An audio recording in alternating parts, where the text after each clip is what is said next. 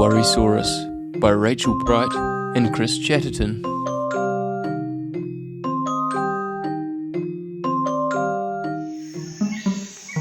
On a hot and sunny morning, under lovely clear blue skies, a little Worrysaurus was opening his eyes.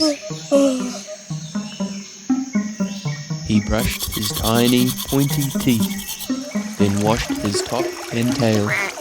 He packed a little bag of snacks and set off on a trail.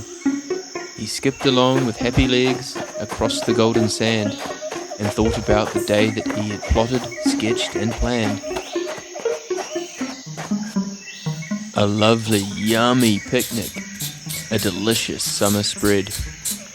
Worrysaurus liked it when he knew what lay ahead.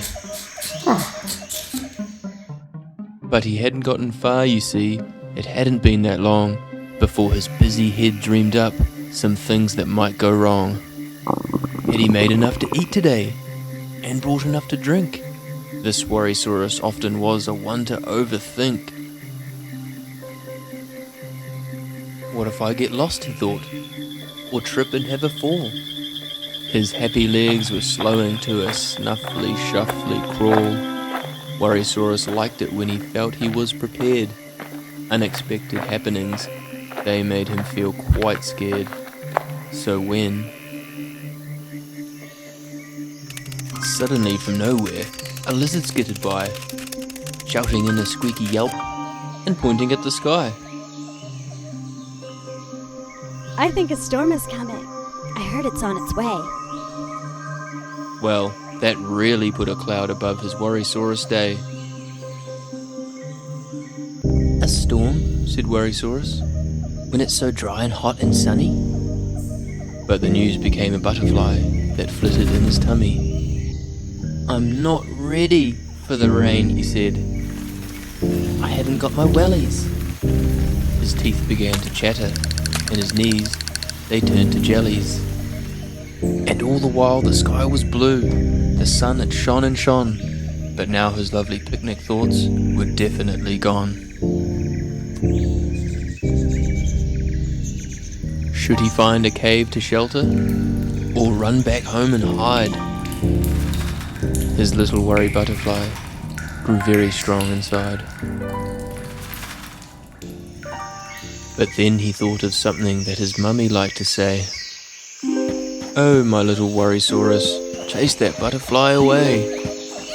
Don't you worry now, my lovely, you must try not to fret. If it's not a happy ending, then it hasn't ended yet. So he reached into his bag just then to find a little tin. It helped him with his worries. It had happy things within. A special stick, his teddy Ned, a pebble, and a letter. And as he held them one by one, so everything felt better.